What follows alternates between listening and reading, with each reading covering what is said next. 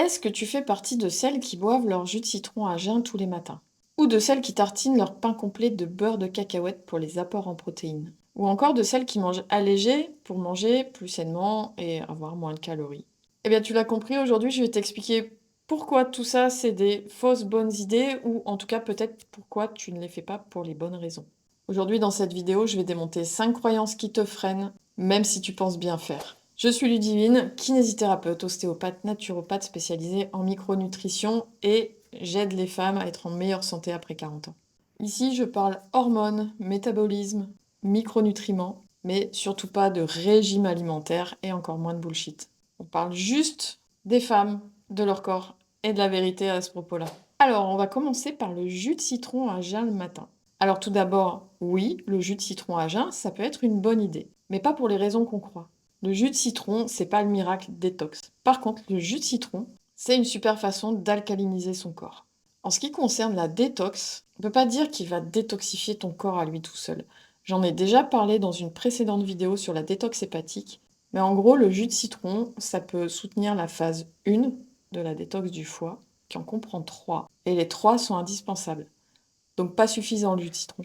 Pire, c'est que si tu soutiens la phase 1, mais que tes phases 2 et 3 ne fonctionnent pas, tu te retrouves avec des résidus encore plus toxiques dans le corps. Résultat, c'est surcharge hépatique, stagnation, inflammation. Et il y a quand même une chose à laquelle il faut faire attention, c'est que l'acidité du jus de citron, ça peut irriter une muqueuse gastrique fragile. Alors pourquoi je dis que c'est alcalinisant, me direz-vous? Parce que alcalinisant, c'est bien le contraire d'acide, on est d'accord. C'est alcalinisant parce que le produit de sa digestion va être alcalinisant. Le jus de citron brut est acide, le produit de sa digestion est alcalinisant basifiant. Important à comprendre ça. Mais pour en revenir à la détox, si tu veux vraiment soutenir ton foie, apporte-lui des éléments soufrés comme l'ail, le brocoli, les œufs. Apporte-lui des antioxydants comme le glutathion et la vitamine C naturelle. Et apporte-lui du magnésium, entre autres, pour les voies de conjugaison.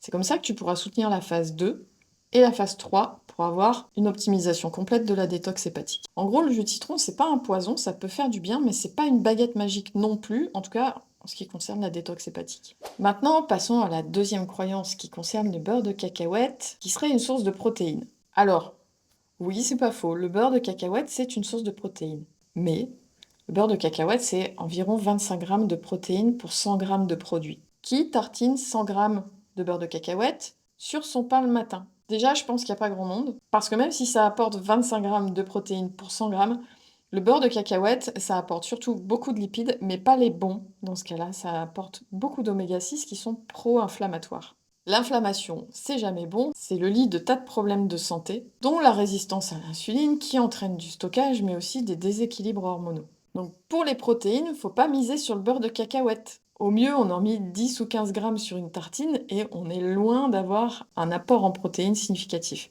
Pour l'apport en protéines, on va aller chercher des sources complètes, comme les œufs. Et les œufs entiers, avec le jaune, qui contient plein de bons micronutriments. Et oui, il contient du cholestérol. Par contre, j'ai fait une vidéo récemment sur ce que j'ai appelé la lipophobie, pour déconstruire un petit peu cette peur qu'on a du cholestérol et du gras. Je vous invite à aller la regarder. Les autres sources de protéines complètes, ça va être le poisson, la volaille. Pensez aussi aux fruits de mer, aux crevettes, hyper riches en bonnes protéines. Et puis pourquoi pas le soja, avec le tofu, le tempeh, etc. Et je dis pas qu'il faut supprimer le beurre de cacahuète, mais il faut le garder comme un aliment plaisir, et le consommer pour ce qu'il est. Un aliment plaisir, surtout riche en gras oméga 6, et ne pas le consommer comme une source de protéines. Le troisième mythe, c'est la spiruline, l'arme fatale contre les carences en fer. La spiruline, ça contient du fer, oui, mais déjà c'est du fer non héminique. Non héminique, ça veut dire un fer d'origine végétale, pas animale. Alors, il faut savoir que ce type de fer non héminique, issu du règne végétal, il est très peu assimilable, beaucoup moins qu'un fer d'origine animale, qu'on trouve dans la viande, hein, grosso modo. Son absorption, elle va dépendre du contexte digestif, de la présence de vitamine C, qui va favoriser, pour le fer non héminique, son absorption. Et puis globalement, l'absorption du fer, ça dépend aussi de l'absence de tanins, qu'on retrouve dans le thé, dans le café ou dans le vin. Ça va dépendre aussi de la présence ou de l'absence d'autres minéraux, comme le calcium, comme le magnésium. Il y a une compétition entre eux pour être absorbés. Donc il vaut mieux pas les prendre au même moment de la journée. Donc pour n'importe quel fer, si tu bois du thé, du café ou du vin en même temps, ça diminue fortement l'absorption. Sachant qu'il n'y en a déjà pas beaucoup dans les végétaux, même dans la spiruline. Si en plus tu diminues l'absorption, il reste plus grand-chose à la fin. Et c'est toujours pareil, la spiruline contient du fer, oui, mais il faut en ingérer une grande quantité pour avoir une quantité suffisante de fer. C'est exactement le même problème qu'avec le beurre de cacahuète. Et qu'on soit clair là-dessus, ça ne peut pas faire de mal. Par contre, sur une vraie carence en fer, surtout si elle est profonde avec une anémie, la spiruline seule ne suffira jamais à combler cette carence. Pas plus qu'une alimentation équilibrée avec des aliments riches en fer héminique et non héminique. Sur une carence profonde, il faut un supplément en fer de qualité. Et surtout, surtout, surtout, ce qu'on ne fait jamais avec le fer, c'est se supplémenter à l'aveugle. Il faut toujours un dosage sanguin.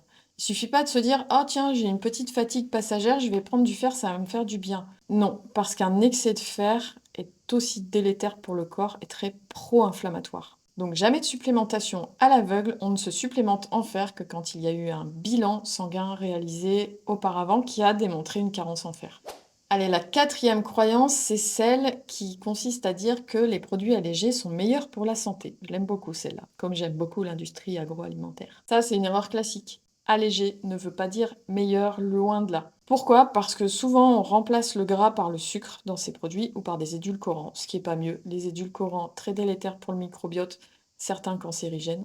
On peut aussi y retrouver des amidons modifiés, enfin bref, tout un tas de trucs qui en général sont pas très bons pour la santé. Et le problème est tout ce qui est allégé, c'est que on reste sur sa faim. Ce ne sont pas des aliments denses nutritionnellement, ni micronutritionnellement d'ailleurs. Pas facile à dire tout ça. Et donc si on reste sur sa faim, après, on a faim précisément et on a des fringales. Donc en fait, tu as mangé un truc allégé pour avoir moins de calories, mais finalement tu vas manger après. Et en plus, tu vas peut-être craquer sur un truc qui est pas sain parce que tu as faim. Donc au niveau de l'effet zéro. Par exemple, on va prendre un de mes produits industriels préférés, la margarine. La margarine, c'est un produit ultra transformé, qui est produit à base d'huiles végétales qui sont censées être liquides à l'état brut et naturel, j'ai envie de dire. Sauf que là, elles ont été hydrogénées, des processus industriels justement, pour pouvoir être solides à l'air ambiant. Ça n'a plus rien de naturel. En plus, ils prennent des huiles végétales. Si c'est de l'huile d'olive, ma foi, déjà, la base, c'est pas trop mal. Mais c'est rarement de l'huile d'olive, c'est plutôt un mélange justement d'huiles végétales qui sont pour la plupart d'entre elles riches en oméga 6 pro-inflammatoires. Et ces huiles qui sont hydrogénées ou estérifiées pour rester solides à l'air ambiant, elles ont des effets délétères sur le foie et sur les artères, malgré le fait qu'on vous les vende pour les problèmes cardiovasculaires justement. On marche sur la tête. Franchement, à la place, il vaut mieux choisir un bon beurre cru de bonne qualité, à condition bien sûr de le consommer avec modération. Le beurre, c'est riche en vitamines liposolubles, vitamine A, vitamine D, vitamine K. Il y avait aussi de la vitamine E, il me semble. Enfin bref, c'est plus dense micronutritionnellement, encore une fois, que la margarine. Et pour la cuisson, cuisson douce, on choisit une bonne huile d'olive vierge pressée à froid. Ou pour les cuissons plus fortes, on choisit une huile de coco ou du ghee, qui est un beurre clarifié. Ou pourquoi pas de la graisse de canard. Ce sont des produits bruts, plus naturels. En fait, ton corps n'a pas besoin de moins de gras. Il a besoin des bons gras au bon moment. Allez, le dernier mythe, je l'aime bien aussi celui-là, c'est une calorie est une calorie. Ça, c'est le mythe fondateur de tous les régimes ratés. Un exemple simple, 100 calories de soda, ça n'a rien à voir avec 100 calories de sardines, par exemple. Ce qui compte, c'est pas que l'énergie, c'est aussi la réponse hormonale. Et il y aura une cascade de réponses hormonales. La glycémie va entraîner une réponse insulinique, qui est l'hormone du stockage. Le fait que ça soit rassasiant, ça va entraîner une réponse au niveau ghrelin-leptine, hormone de la faim et de la satiété. Le fait de stabiliser la glycémie et l'insuline, ou pas d'ailleurs, ça peut entraîner une réponse du cortisol. Une glycémie qui grimpe en flèche avec une insuline qui grimpe en flèche, ça va entraîner une réponse du cortisol. Il va y avoir un stress sur l'organisme.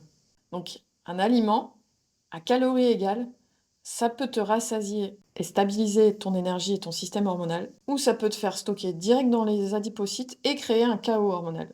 C'est là la puissance de la micronutrition. La micronutrition, ça lie l'information contenue dans l'aliment. Ça lie sa densité nutritionnelle et micronutritionnelle. Ça raconte son impact sur les mitochondries. Mitochondries, c'est les petites organites dans chaque cellule qui produisent l'énergie. Ça va nous raconter sa capacité à moduler l'inflammation, l'immunité. Ça va nous raconter sa capacité à moduler ton système hormonal et ton métabolisme. En fait, tu ne nourris pas une machine, tu n'es pas une machine. Tu es un être bien plus complexe que ça, hautement régulé par un système hormonal. Tu nourris un corps vivant et intelligent. Et il mérite mieux qu'un calcul calorique. Donc si tu veux vraiment changer, il est temps d'arrêter de penser et de compter comme une balance ou comme une calculatrice. Il faut commencer à réfléchir comme une femme qui veut retrouver sa puissance physiologique. Il faut arrêter de croire des slogans et des pubs. Il faut commencer à écouter ton corps et à le nourrir vraiment. Ici, on ne compte pas les calories, on régule l'énergie. Et ça change tout. Si c'est un nouveau paradigme qui t'intéresse, je t'invite à t'abonner à ma chaîne, à liker la vidéo et même à activer la cloche pour ne pas rater les prochaines. Tout ça, ça va soutenir mon travail et c'est important pour me donner la motivation de continuer à vous délivrer comme ça ce nouveau paradigme, ces théories, ces principes qui pourront vous aider à avoir un vrai corps en bonne santé, à son poids d'équilibre. Je vous dis à la semaine prochaine pour une nouvelle vidéo et d'ici là, soyez douce avec vous-même.